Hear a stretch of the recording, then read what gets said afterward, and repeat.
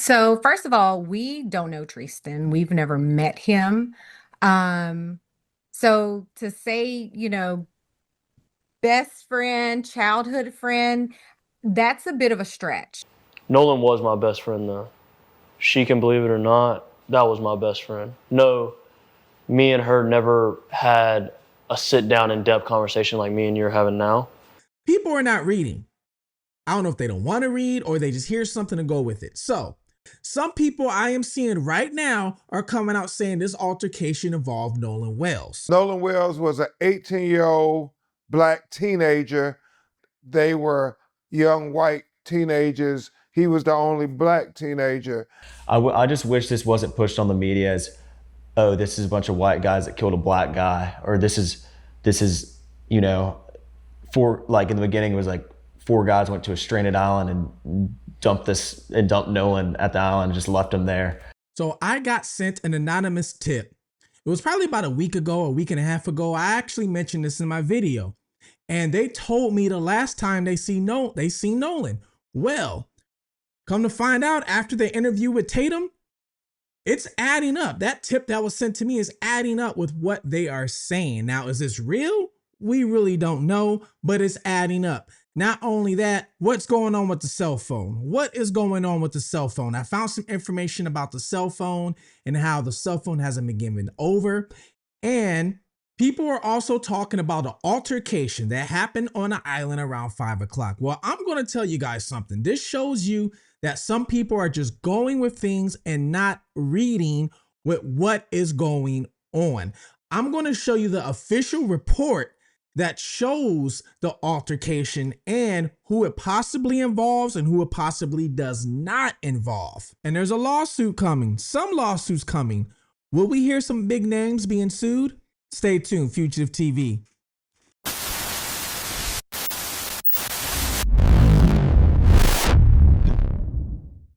Welcome to Fugitive TV. I am your host, Ray Marcel. And what we do here is we take a look at cases of unsolved crimes, any missing individual, anything that needs a deeper look, because I give you guys a deep look into the crime or the suspects or a different perspective. Now, see, I can give you a different perspective, something that a lot of other people can't do, because I was once a fugitive on the run from the law myself. I actually ran for 15 years, lived in different countries, under different names. Then eventually what I did was I turned myself in. Now I'm a motivational speaker. And not only that, I have this YouTube channel. I help family members locate missing people or locate fugitives that are on the run, because, hey, I know what it takes to be on the run because I did it for so long. Well, we are continuing with Nolan Wells. And yes, I know this is probably my 20th video on Nolan. I heard people talk about with Nancy Guthrie. So I probably did about 30 videos on her. But the thing is, when it comes to these cases, when something new pops off, or every day there's something new, and a person like me that can only do one video at a time right now, I got to keep continuing with the case that's going on. I know I would love to do other cases, but the problem is it's 24 hours in a day and I don't have all the time in the world. But let's continue with Nolan Wells, all right? Because we still don't know what happened to him. We don't know. There's no proof that he drowned. There's no proof that there's foul play involved. We don't know nothing. We just keep hearing what people keep wanting to tell us, and we keep getting these narratives thrown at us, which is 90% BS. BS, because people are not reading, they're not doing their due diligence, they're not researching. So let's bring up the altercation that you might hear a lot of people talking about that happened around 5:30 on the island. Some people I am seeing right now are coming out saying this altercation involved Nolan Wells. Well, let's get right to it. This right here is a report from the Cajun Navy, okay? So in their report, it was multiple pages. And if you scroll down and you look through the report, it actually tells you, okay? It actually tells you people are not reading. I don't know if they don't want to read or they just hear something to go with it. So this altercation came from a Facebook post. So we have here Matthew Lamp. He posted, one of my passengers is pretty certain he was part of the group that was almost fighting around 5 p.m. The Bertram with the blue top that I posted left shortly after that, and pretty fast. Then you have the post next to that, which is from Melissa, says, Matthew Lamp, sir, you are sadly mistaken. We are the group you yelled at as you pulled up thinking we're going to hit you. We weren't, and we're paying attention. Totally different kid was with us. I was with Patram Boat and we had no affiliation with him. We hate to hear this has happened. But do not smear people if you did not actually see something happen. This causes more issues for the people in the let me read my cursor here. This causes more issues for the people in charge trying to find this baby, and it creates stories that are false. We did speak to the boys, and at that moment, he did have an entire vodka bottle in his hand. You need to revamp your statement and not put blame towards everyone. We don't even know what happened, but I will tell you, you are mistaken. Give the cops my name. I will let them know who we really had on our boats. So you have this guy, Matthew Lamp, all right, who says, one of my passengers is pretty certain he was part of the group that was almost fighting. He is not saying he's seen Nolan. He's saying one of my passengers is saying he is almost certain. So this right here is a third person view. He's not even saying he's seen it. He's saying somebody else. So right now it's pretty much like Rumorville, okay? Then you have Melissa who's correcting him on the side. We are the group you yelled at as you pulled up thinking we were going to hit you. We weren't, and we were paying attention. Totally different kid was with us. Totally different kid. So is she saying that, well, is Matthew's passenger saying, hey, this person looks like Nolan, so was it possibly a black person? Was it possibly a black person?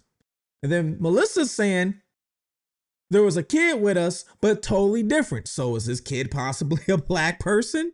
So does somebody look and be like, oh, that looks like Nolan? We don't know the full context. But Melissa's saying, no, it wasn't Nolan. It's a totally different person.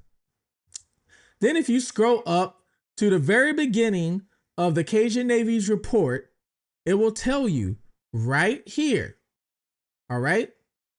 A supplied social media statement places an almost fighting group around 5 p.m. and says a Batrum with a blue top left shortly thereafter, pretty fast. A reply disputes that the relevant person was Nolan and says a different young man was present.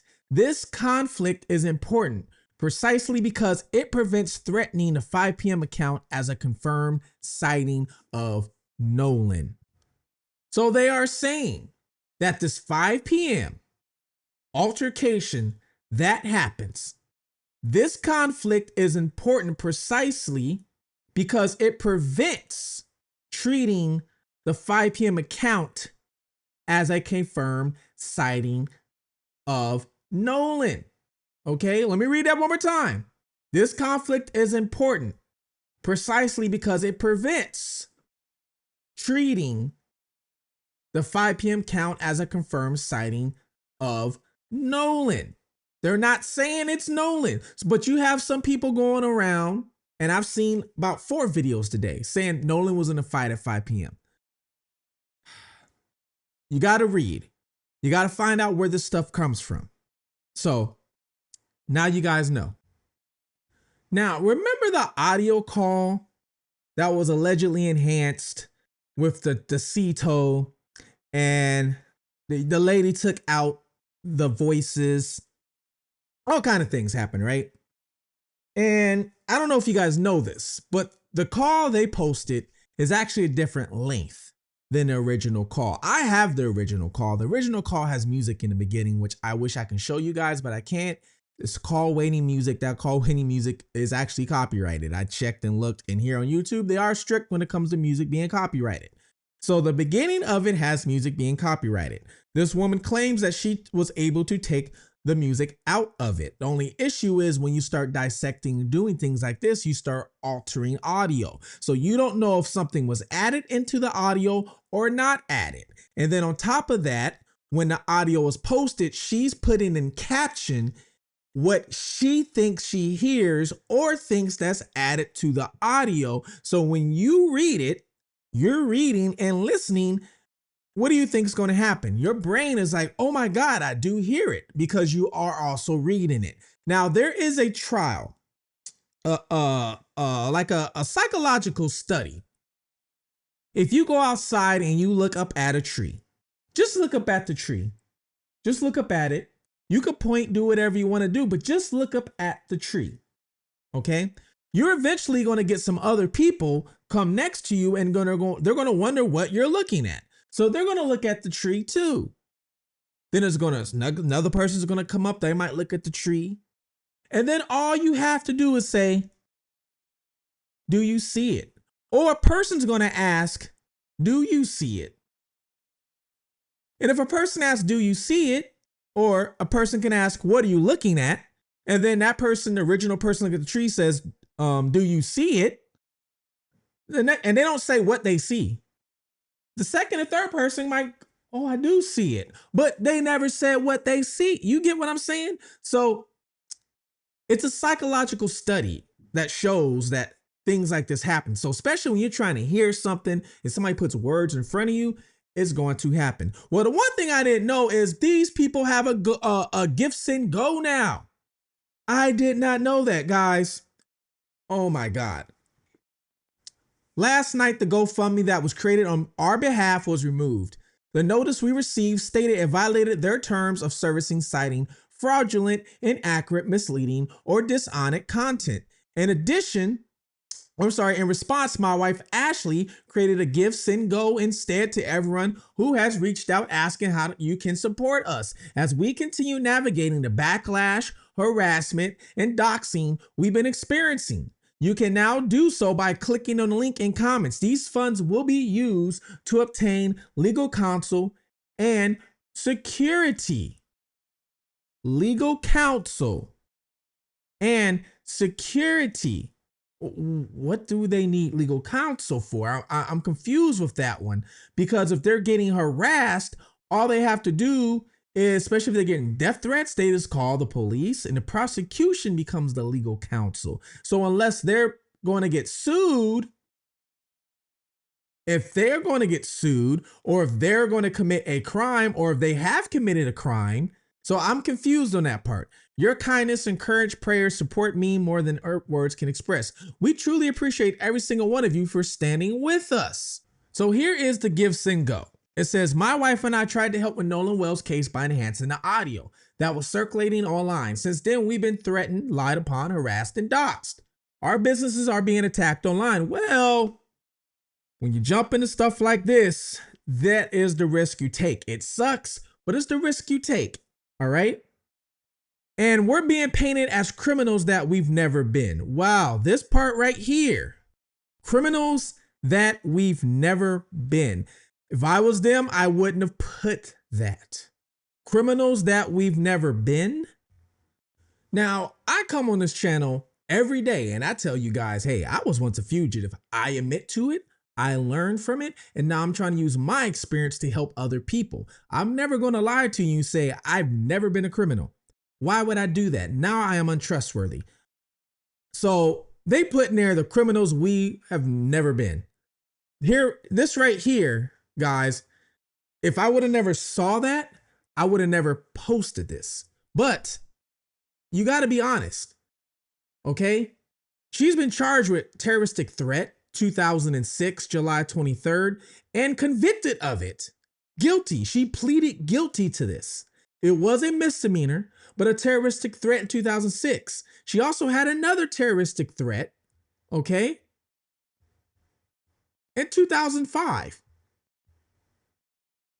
Now, I don't know if this happens to deal with the same charge. This one says the offense date was November 9th, 2005.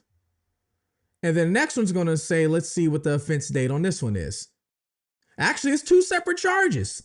Two separate charges, okay? So she's got two separate charges of a terroristic threat, all right? So please be honest with people and give, send, go me. I don't know. You guys let me know what you think about that one. Let me know what you think about that one. Now, Officer Tatum did an interview last night. He's actually got a part 2 coming up tonight. But he did an interview last night with Warren, Jax, and Morgan. Now, They also had their defamation attorney sitting on the couch with them. He brought up some interesting details. And not only that, the boys start talking about race. Like a brother to us. I mean, Nolan's no different than anyone else in our group. And I just wish this wasn't pushed on the media as, oh, this is a bunch of white guys that killed a black guy, or this is, you know, like in the beginning it was like 4 guys went to a stranded island and dumped Nolan at the island and just left him there. Like even from the beginning, it was just like this thing, and no one had facts, and they were just pushing this horrible narrative, all lies about everyone, and it's sick. So I wish that would have been completely different. They said they wish that race was never a factor. Now, I do see some creators and some big ones too. I'm talking about 100,000, 200,000 subscribers. And I saw a couple of them saying that the only reason why race became a factor in this whole case was because Officer Tatum got involved. Oh my God. I swear it's like the narratives are changing right before your eyes. And it's like we never had a memory or something. First, the narrative was Nolan's life was taken at a pool party. Remember that? Nolan's life was taken at a pool party. The party was spreaded, or the picture spread. Even Ben Crump spread the picture. Matter of fact, they asked Ben Crump's crew about that picture, and this is what they said. You mentioned the false narrative out there. Well, I've seen quite a few of those, so I was wondering if you could tell us which false narrative you're talking about so we can let people know it's not true. Was there a particular false narrative you were There's a referring lot to? of narratives out there right now, and There's a lot of narratives we're going to try to investigate all. there's a lot of narratives out there right now. I'm not going to comment on any particular one, but whenever a case this big gets in the news, people try, for whatever motivations, law enforcement or whoever, people that call in, try to set up a narrative so that people will follow the narrative. Our job is to cut through all the noise. They didn't even get straight to the answer. They just danced around it, all right? And even before that, it was Nolan Wells was on the island with an altercation saying, "Give me back my phone." Then Trayston came out and said that was his voice. And that was that. So it went to "Give me back my phone," the altercation on the island. Then it went to the pool party. The pool party, somebody took him out the pool party, then put him back on the boat and took him back out to the island. These are the narratives that's always been spread to us. And the very first narrative was Nolan went out to an island, the only black guy, went out to the island with 3 white guys or 4 white guys for 4th of July celebration, and then came back. Nolan Wells was an 18-year-old black teenager, 3 other friends, at least what we have in the photograph. And they were young white teenagers. He was the only black teenager. Somehow they all came back home safely on the 4th of July, but Nolan Wells did not come home. That is our fight. The glaring contradictions just jump out at you. The fact that he is there with his friends, and you look at all the videos, it seems to be he's the only black on the island. There was no clarification of there was thousands of people on the island. He was the only black guy on the island. Okay, come to find out, he's not the only black guy. The picture of the black guy that's standing on the back of that boat bending over, which a lot of us thought was Nolan, that's come to find out, I guess that's not Nolan, that's somebody else now. And if you look at the video where that picture came from, when it pans and it goes all the way to the right, there's a black guy right there at the end of the video, another one. So we've been getting all these narratives. Now, I understand why Christine was sharing the picture of Nolan with the boys, because Nolan was missing. So, you share a picture of the last person, that the missing person was with. So I realized why Christine was sharing the picture. So the boys do bring up they wish Christine didn't share the picture, but I do realize why she did it. I do these cases all the time. You give the public information of the last person they were with, what they were wearing, share the picture if you can. So I realized that. But the issue is, people got online and started creating narratives saying it was a race thing and this is what happened, and just all kind of ruckus just broke loose after that, which it is unfair because nobody has any evidence or any proof that it is. And even if there's any evidence or proof that it's not, still does not give the person the right to go online and say that this is a fact of what happened. And that's the situation you have going on right here. I just showed you earlier. Some people are talking about an altercation Nolan Wells is in, but they're not taking the time to go to the report and actually read what the report says. They're just following what other people are saying, which is very sad. So you have a lot of people right now that are, you would call grifters, grifting. Basically what they do is they float around to topic to topic just to get likes, clicks, and, things like that. And if they're monetized, get paid, and unfortunately, that's what some people are doing, as you see, pulling up some GoFunds and give sing goes. Now, the one thing they do bring up in the interview is that Nolan Wells was last seen on the island after they left with the boats. And I told you guys in a few videos before, if you've been following me, I think it was a video I did last week. I said, I got an anonymous tip from somebody who saw Nolan around 5:30. And you're going to be hauled into court, you're going to be held accountable, and it's going to be very painful. And what I would say to the people who have done that is, now's your chance. If you want to apologize and retract before you find yourself in court, you should probably do that now. Because if you don't do that, once you're in court, now you just can't leave. You won't be able to get out of it. And we're not going to name names because there's some other folks who are doing that, and we want to be better than that. And I want to emphasize this, right? We're not here to guess. We're not here to speculate. We're only going to deal in facts, right? And here's the most important thing, right? We don't know how Nolan Wells died. No one here is saying we know. But what we do know is Morgan, Jax, and Warren had nothing whatsoever to do with Nolan Wells' death. And that's what's important. And unfortunately, because there are people who want to divide a town and come in from the outside and tell people what to think and pit neighbor against neighbor, it compounds the tragedy. It magnifies the tragedy. On the island, I couldn't respond to them because they sent me an anonymous tip through my website. So I could not respond to them asking, hey, who are you, what it is, whatever's going on. So they're basically saying the same thing. Now, the only difference is the person told me is that Nolan was, I guess, asking for a ride and they were already full.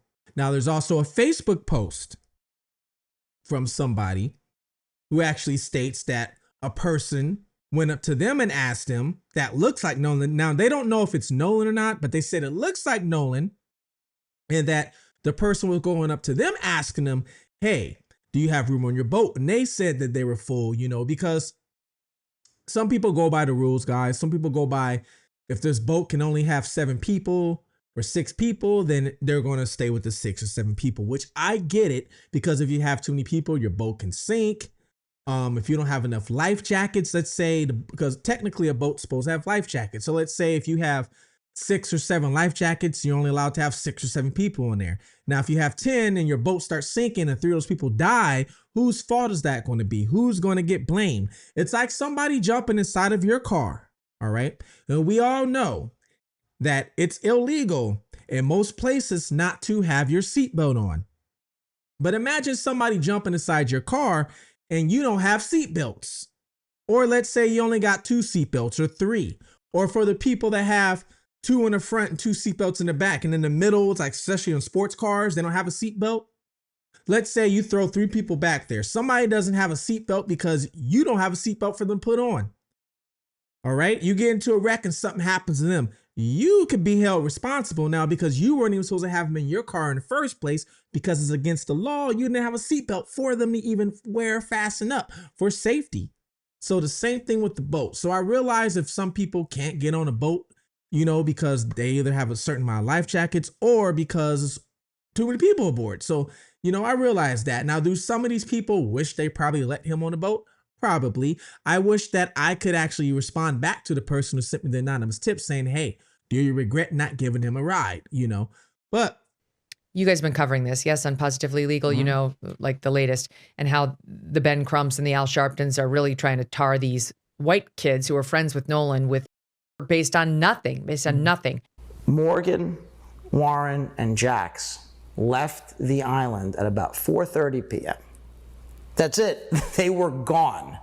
That is not open for debate. So that's a fact. They were gone. And at that time, Nolan Wells was still alive. Now, I'm not going to name them out of respect for their privacy, but just as one example, there are 2 very fine, upstanding members of the Ocean Springs community who saw Nolan Wells at about 10 minutes to 6 p.m. So about an hour and a half after these fine young men had left the island, they were gone, departed. Nolan Wells was alive. And I reported in the first hour, I have reason to believe the same. And I am always going to have questions until these questions get answered. Every time I do one of these videos on Nolan Wells, I'm going to bring up these same questions, okay? To Ben Crump, to the parents of Nolan Wells, and that is, why did you never go speak with Warren's mom? You spoke with Katie, but you never spoke to Nolan's mom. Christine even said in an interview that Trayston reached out and they spoke to Trayston, even though she claimed that I don't know who Trayston is. But a little bit after that interview I just showed you, she goes on another interview and says, oh yeah, I know some of them. One of them even spent the night at my house a few times. She doesn't say who, but she says one of them. She goes on Don Lemon and says, yeah, I know Warren. But at first it was almost like nobody knew that Nolan had friends with these white guys. That his only friends were Javon and I think Javon's brother, which are friends of the family too. So like we only have friends with black people. It was very weird, but in each interview, some things come out that might contradict the next, okay? Just like they spoke to Katie. Katie said it was a high and by situation. This is what Christine said, okay? But the boys are saying Nolan was huddled up with Katie in the water. So which one is it? Is Katie the one not telling the truth? Or is it the narrative on that side? Now, I hate to say this, and I hate to put blame on anybody because the parents did lose, they lost a son, okay? And I, out of anybody, know what it's like to lose a child. I lost my son. So I know what it's like. And I keep saying this. Since I know what it's like, I'm willing to question everybody. I don't care if I like you or not. If you have information about what happened to my son, I'm going to confront you and I'm going to question you. I'm going to knock at your door. I'm not having a phone call. I'm going to talk to you face to face. I might record our conversation just in case if you're lying to me, but I am going to talk to you through hell, thick and thin. Best believe I'm going to go figure out what happened with my son. I'm not going to sit back and let, we hear all the time. This is not the only case because I do true crime. And there's a lot of cases out there where people get mad at the investigation. Okay. I'm doing a case right now out of Houston, Texas. Brittany Gamble, unfortunately, her body was found inside of an apartment. All right. that another gentleman owns her body. She wasn't alive. This gentleman has not been arrested or anything. But wait till you hear the kicker. This gentleman was posting her body online on Facebook Live. Had her body there for 2 or 3 days. She was decomposing. Didn't call authorities, didn't call police or nothing. And this gentleman already has a charge and got convicted for tampering with a corpse in 2016. This man is still not in jail because investigation is giving the family a runaround saying, oh, we have to get the metadata from Facebook and everything else. And I guarantee you that family is questioning everybody that they can. They've even tried talking to the guy himself. I've even reached out to the guy myself multiple times, and I'm still trying to reach out to him to see if he responds to me. And we all know, I have video of it, of him with her while she's no longer living anymore. So it's very odd to me that the last people who was allegedly seen with your son, you have not talked to them. Ben Crump wants to do this investigation. As far as my knowledge, he's never approached them either. I had a comment on one of my videos saying, well, you don't want to talk to somebody you're about to sue. Well, were you planning on suing these people that same night, the next day? Because Warren Mom reached out to them the next day. So the next day you were going to sue them. Nolan hasn't even been found yet and you're already going to sue them. So it doesn't make sense. Like I said, a person who has lost a son, I know what it feels like. And it's just odd to me that some of these questions, some of these contradictions with the whole Katie thing, we don't know who Tristan is. It's so much stuff, and it makes me think and it makes me wonder. And I'm not saying that they are going with a narrative, but it makes me wonder if they have to go with this type of narrative. I have no idea, guys. And why has the phone not been given over to authorities? I brought this up in my last video. The phone still has not been given to authorities to be extracted. Nolan's phone. The phone is what caused most of this mess in the first place, guys.